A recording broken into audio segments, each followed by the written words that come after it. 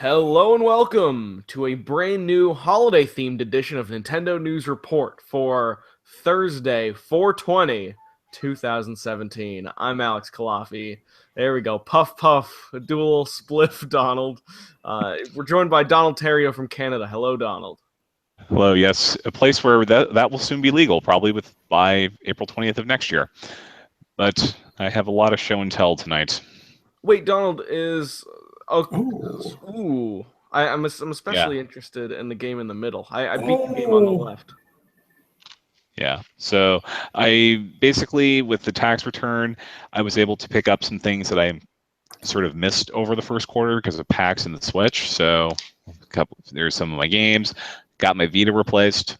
Ooh, nice. Is that a 2.0? Yeah, it's a 2. It's nice.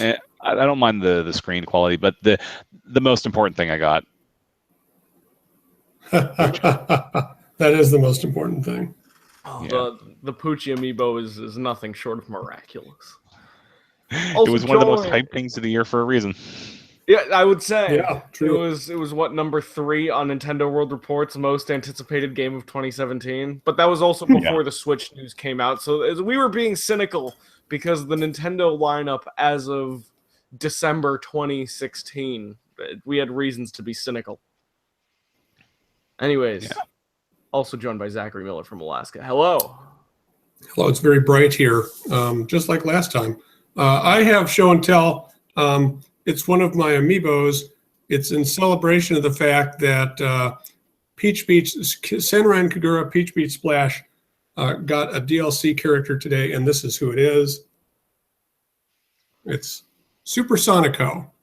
And this is probably what she's going to look like in the game. I like that because it was so bright on your camera that you couldn't see that she was naked at first, and then when your camera corrected itself, it was like her clothes came off, and it was special.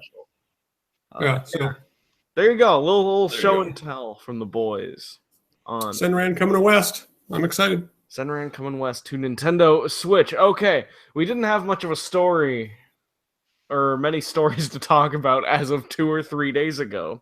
But then some stuff came out, and we actually have some semi-interesting things to talk about. We have the Super Nintendo Entertainment System mini business. We have Mario Kart 8 Deluxe reviews coming out. We're going to talk about whether we're personally excited about that. We got these new Persona games. And then we're going to close on a little Persona 5 and Mr. Shifty talk. But first, tell me about what this SNES mini business is like, Donald. All right. So on Tuesday, Eurogamer, who famously predicted a lot of what the Switch would end up being, posted a well-sourced rumor that we've heard similar rumblings of from people who know these things, that a Super Nintendo Mini, think NES Mini, but with probably better games, is currently in development and is probably going to be coming out around the end of the year.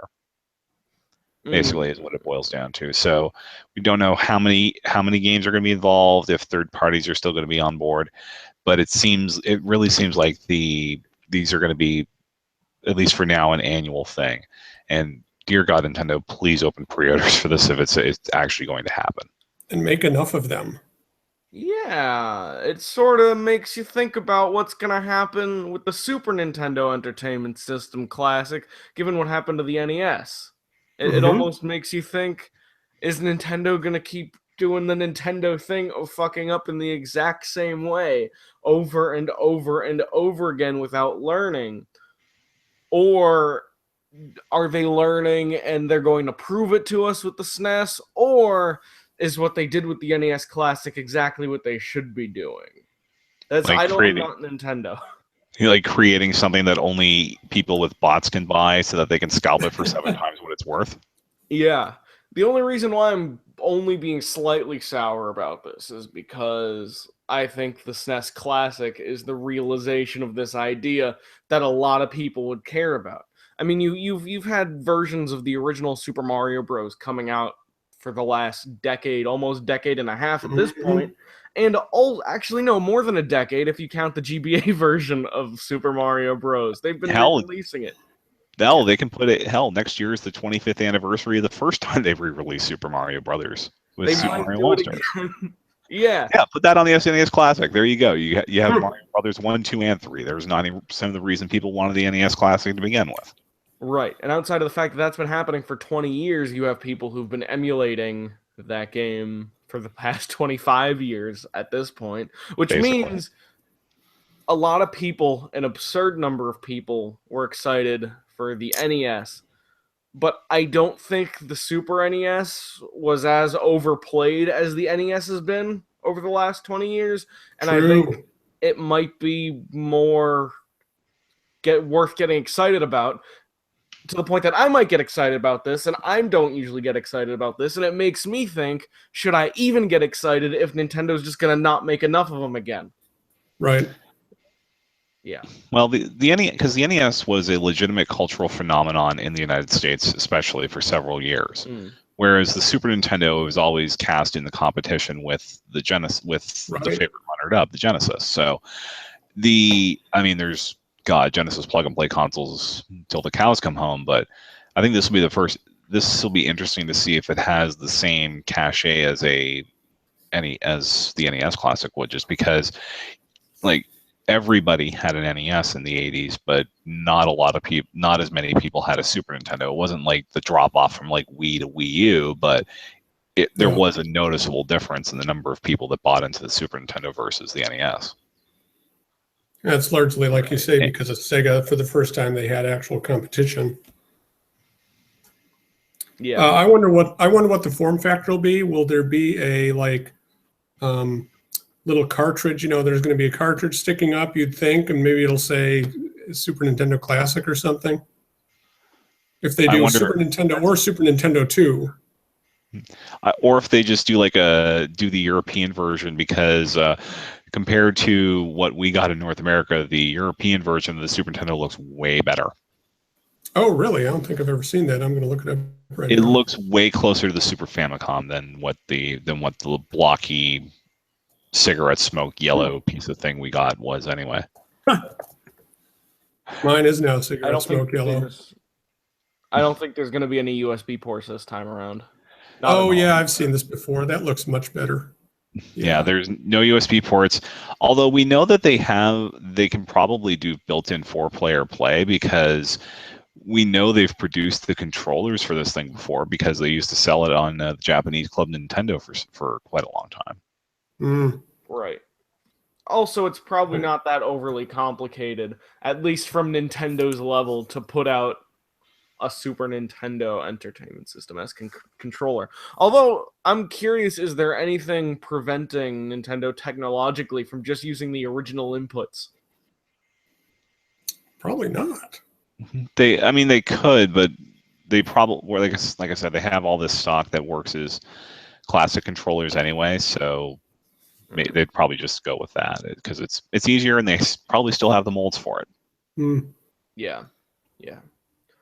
All right, pick a game. Zach, pick one game. Yoshi's Island. That was mine. Jesus. Yeah. Okay. Donald, what's yours? Chrono Trigger.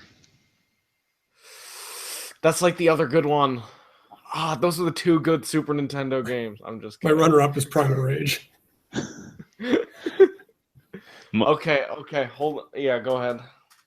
Although if they can get if they get what they should do, because we know that Super Mario World is going to be on there in some form, get the combo card that they sold in like 95 that has Mario All-Stars and Mario World on it. Yeah, that's a good idea. This is going to be the lamest answer, but the original F-Zero. I have a soft spot for the original F-Zero. I mean, I could say Link to the Past. Link to the Past is the obvious answer, but I have a soft spot for F-Zero. And considering F-Zero was one of the first games that they put out on the Wii U Virtual Console. Maybe they could spruce it up and add 2-player. That'd be nice.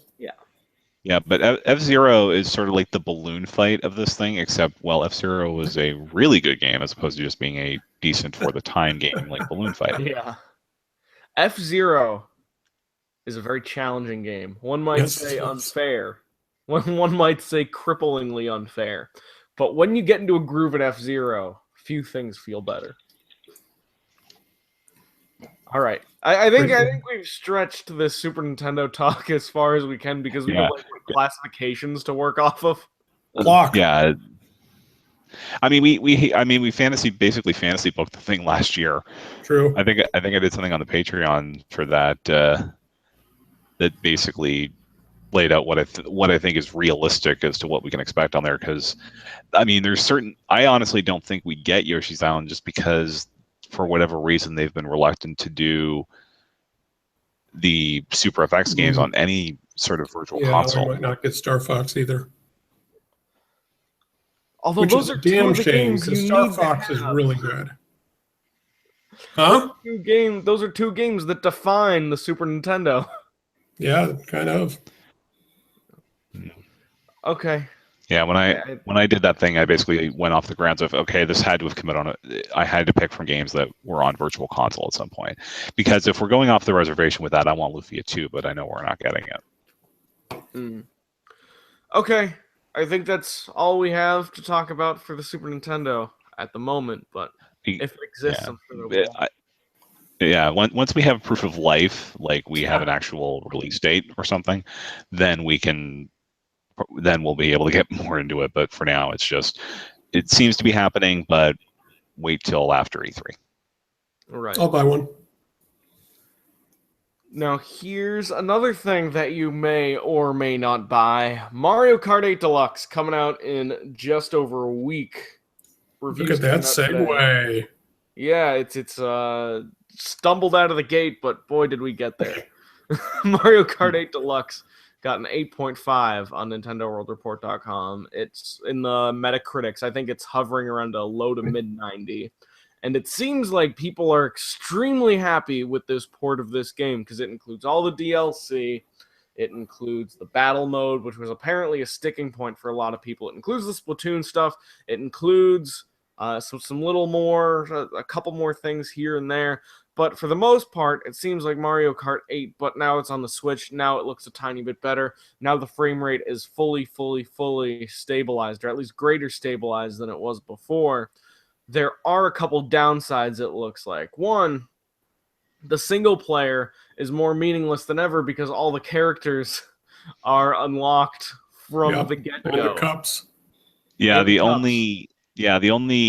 the only thing that we know of that requires you to actually beat it, like to unlock a character, is Gold Mario. You can unlock him by beating every cup on 200. Like getting gold on. He's a character? Well, he's a new skin for Metal Mario. Oh. Okay. So single player is now more meaningless. Yeah, especially since even in 200 you can just turn on the auto drive function and this auto steering and basically be fine for the most part. Oh, jeez. Yeah. That's actually still a better beating the whole game reward than New Super Mario Bros. 2. just if we're keeping track. Which, if you remember, getting 1,000,000 coins in New Super Mario Bros. 2, spoiler alert, hold your ears for 10 seconds, results in a gold statue of Mario being displayed on the start screen. That's all you get. That's all you get. So at least you get to play, or at least look at something that's golden while you're playing, which is a step up. The reason why I wanted to bring this up is that, once again, we see people collectively creaming over Mario Kart 8, which is something I struggled with back when Mario Kart 8 first came out, because it seemed like it was just Mario Kart 7 in HD.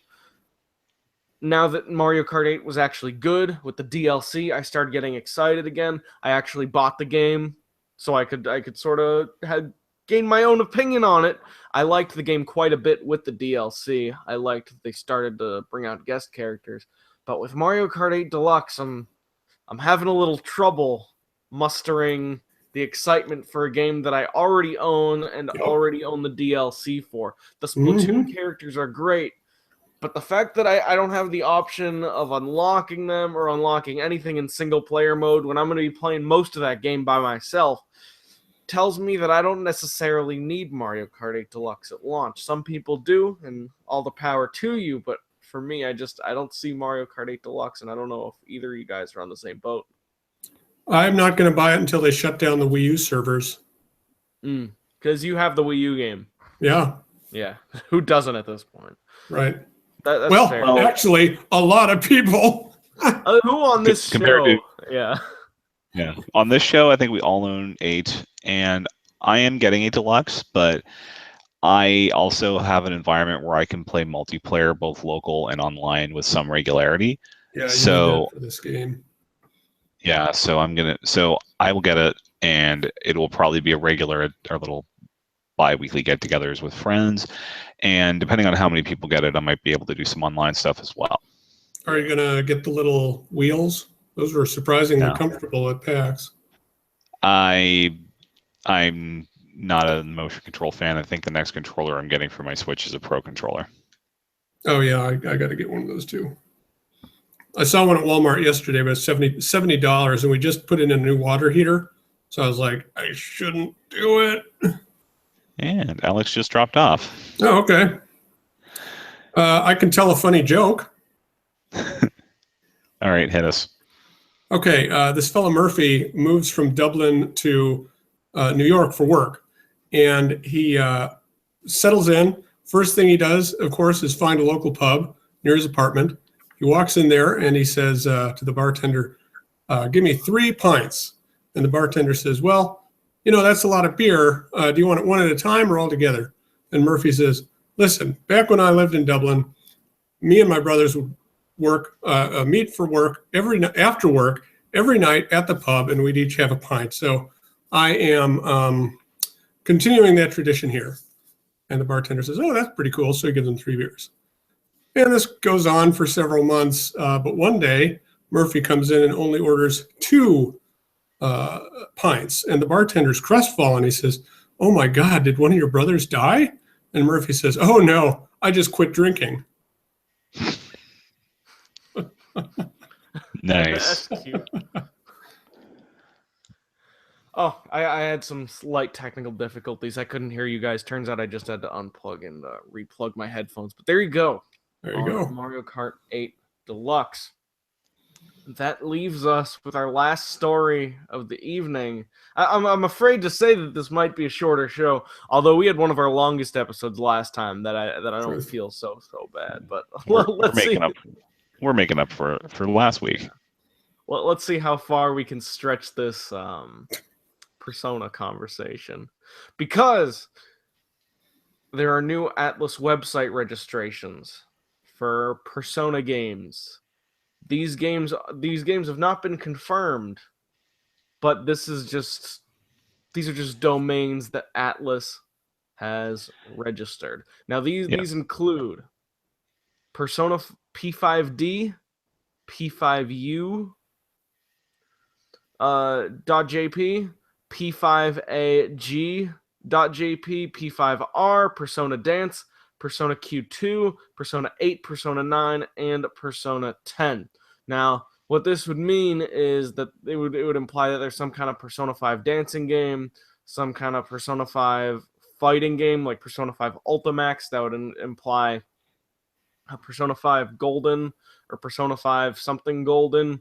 It would Persona 5 R, which could be something romance Transformed. Yeah. Persona 5 Ruby. Persona Dance, Persona Q2, and then Persona 8, 9, and 10. Now, the obvious thing to look at is Persona 8, 9, and 10, because there's no Persona 6 and 7. Patents for 6 and 7, right? It took 9 years, or almost 9 years, for Persona 5 to come out as opposed to Persona 4. So part of this is just them covering their asses, especially as Persona becomes even more mainstream series than it was around Persona 4. Like, Nintendo registers domains for Pokemon every color, every major gemstone. I think they have every letter of the alphabet and several basic rules of thumb. So wow, yeah, this is that. Some of that is just standard issue. Okay, let's make sure if we need this, we don't have to pay some web squatter. Yeah, Pokemon does the same thing. Pokemon does the same thing all the time, where you'll be like, it's PokemonQuetzalVersion.com. Now, granted, that was one of the first ways we found out about Pokemon Sun and Moon was through the website URL. But Nintendo has done Pokemon Gray, I think Pokemon Purple, maybe other Pokemon domain names. So this isn't new. I bet at least one or two of those games in that list are real, though. I think as far as keeping this tax deductible, I think Persona Q sequel could easily happen, or at the very least, like a remake in the way that they were doing Strange Journey and Radiant Historia on 3DS. I could easily see that coming to Switch. I have to think there's a handheld version of P5, which my experience, that game definitely needs some time in handheld mode, even if you don't play the whole thing that way. Yeah. And I don't know if they want to go back to the dancing well again, because the 5 soundtrack has good songs, and they can whip up get a bunch of musicians in to do some remixes, but I'm not really sure how they can follow this up. Well, the Persona 5 soundtrack is not necessarily as good as the Persona 4 soundtrack, which I'm saying from the experience of someone who was just about beaten it, talking to someone who has fully beaten it. The Persona 5 soundtrack is not as good. However, Persona 4 Dancing All Night found a way to make the most depressing songs on that soundtrack make sense in a dancing game. Which I'm thinking specifically of Snowflakes from Persona 4 Golden, which is one of the best songs in that game, and one of the saddest songs I've heard in a JRPG. And they find a way to make that work. So they could do like a lot of slow dancing with it, and you almost get to the point of you could do just about anything. I mean, because we're just looking at initials. So, like, they went out and got RP. They got this. The reason we know this is Atlas or Sega doing it is because it's the same registrar who registered RPG.jp for the fantasy RPG that the Persona 5 team heads are working on. But I mean, there's a lot of ways you can go with this. Like, for all we know, there's a Persona 5 driving game in there, or a Persona 5 Ace Attorney ripoff. Ooh, that'd be nice. Attorney Maybe General. do you think Persona 5 Golden will address the rampant localization issues that I've been reading about? That shit is so overblown. And I'm not saying that as someone who loved Persona 5, because I have many criticisms that I think, not many, but I have some key criticisms about Persona 5 that I think are more worth addressing than the localization, because Persona 5 is a wonderful game with a lot of wonderful parts, but also its characters falter relatively often, and its story gets extremely obtuse when you get into the final hours, which I'm saying that in spite of the game being fantastic. But the localization stuff that these people are making these beautifully crafted websites to talk about are like not that bad. Now, granted, some conversations do come out a little like, huh? So like I have to read the log sometimes to figure out what they're talking about, like maybe 2 or 3 times over the course of the game. Yeah. But most of the localization issues in that game are the fact that they translated the text literally and didn't necessarily take a ton of Western, like... Didn't localize. It didn't... They translated, but didn't localize. They translated, but didn't entirely localize, which is a take it or leave it kind of thing. I don't necessarily mind, but I think they do need to brush up a tiny bit. Yeah, I think if they do a remake of this, which again, hopefully on some sort of platform I can play portably easily. Switch. I didn't want to say it, but yes, the Switch. Switch and PS4. That's what Persona 5 Golden comes out on. I guarantee it. Switch and PS4. Yeah, but I think they'll probably, like, it. From what people are saying, they didn't have a full-time editor, sort of like the role that Nick Maragos played on Persona 4 and Persona 4 Golden. So that may have had something to do with some of the holes, some of the minor holes that popped up in localization. I mean, I have beaten the game, and honestly, aside from a couple of just odd accenting things, which I attributed to, that's just how they pronounce it in Japan, which makes sense for a game that is literally set in Tokyo, I didn't have any problems with the story of that game as far as its local, translation quality. Yeah, I think if you want to talk about bad translation, look at the last couple Ace Attorney games where it seems like Really? it was just one guy in his room who just translated the entirety of that game, and you'll get an actual spelling error, something that could be caught on word processing every 2 hours playing one of those games. Wow. Yeah, I mean, I think I had I think I would have been more concerned about the fact that they left Japanese text in Apocalypse than I would be with some of the stuff they talk about in P5. Did they? Good Lord. Yeah, like the let's put it this way: the last blog post that Atlas had to do before the "please don't stream this or our corporate overlords will kill you" thing Hmm. was we have to own up to we left some Japanese text in Apocalypse by mistake. Wow. Right. Otherwise, Donald, did you enjoy your time with Persona 5?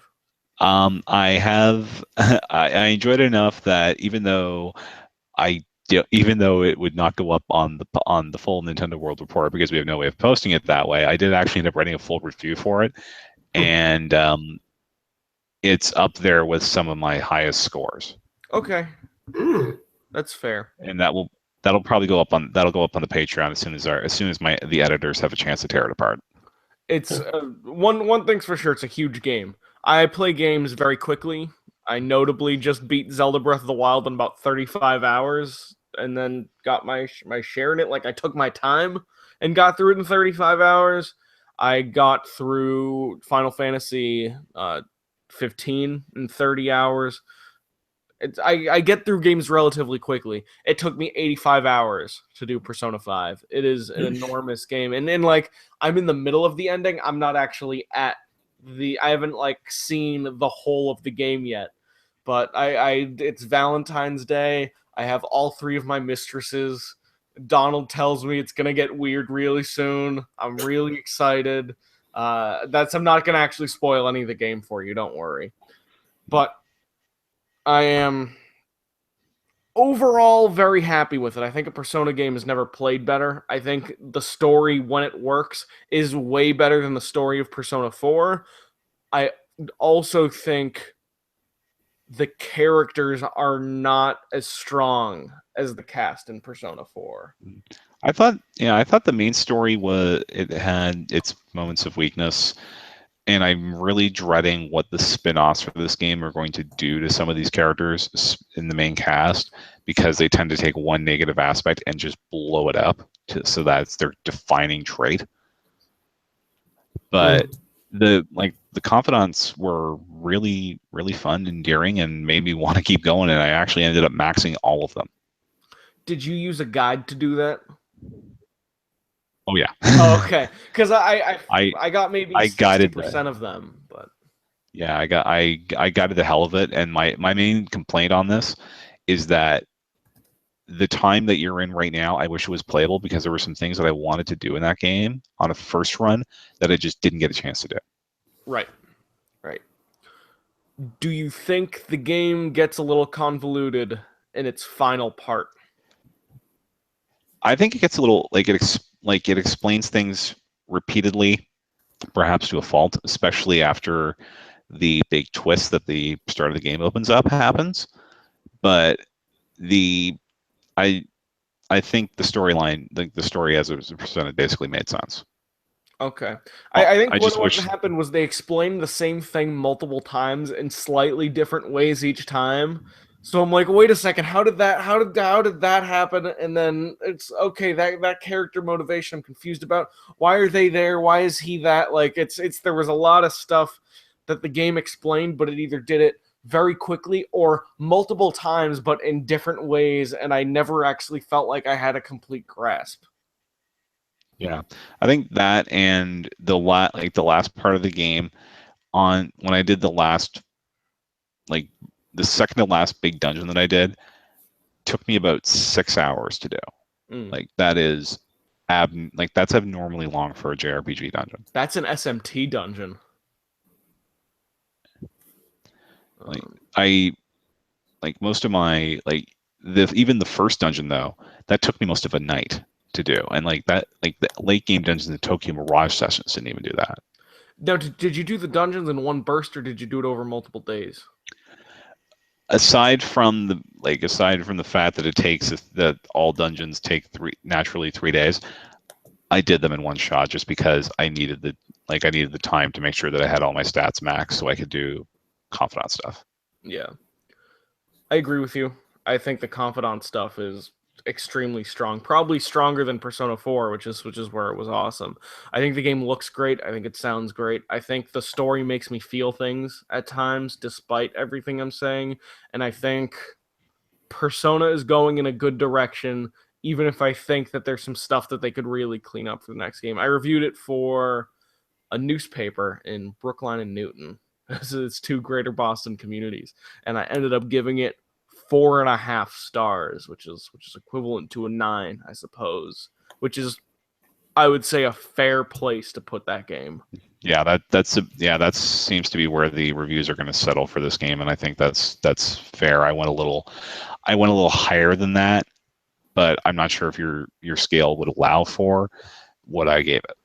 I use I use a 5-star scale. I self-impose that because I get to decide how I do the video game stuff. So I used a starring system because I hate the 10 system.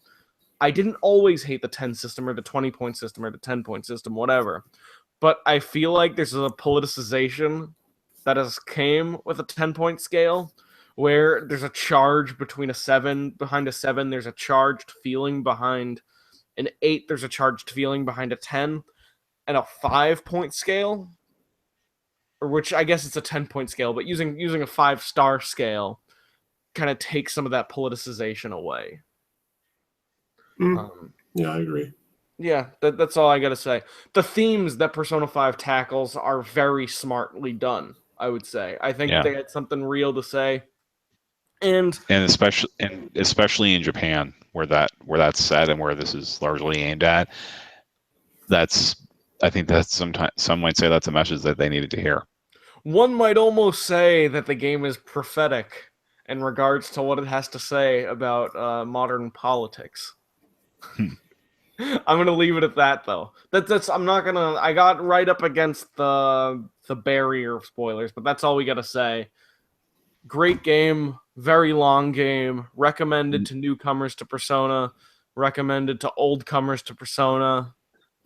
And hopefully playable on a Nintendo platform at some point, because I want everyone who can play this game to do so. I mean, I was perfectly willing to play it on PS3, and apparently it runs just as well on PS3 that it does on PS4. But Really? at least as far as like frame rates and all that. But I got that, I asked for a PS4 for Christmas, largely so I could upgrade to the PS4 version, and I don't regret it. All right, and then also read Donald's Persona 5 review on Patreon, patreon.com/NWR. We have one last order of business before we close off the show. We got a new iTunes review. iTunes, look up Nintendo News Report. That's got the CNN logo. You can listen to our audio version on iTunes. What we've been doing is we've been reading the reviews you guys write to us. Except some of you guys got mad that we did it at the beginning of the show, justifiably. So now we did it to the back of the show. We got one new review from Husky Assistant who says, "Fun Nintendo commentary. I began listening to this podcast when it first appeared on iTunes. Although I may not always agree with their prognostications of future titles, Breath of the Wild possibly receiving a 7 or 8 on Metacritic, I was saying. These guys readily admit when they are wrong. That is a fact. As a big Nintendo fan, their level-headed views are good to keep my own expectations in check.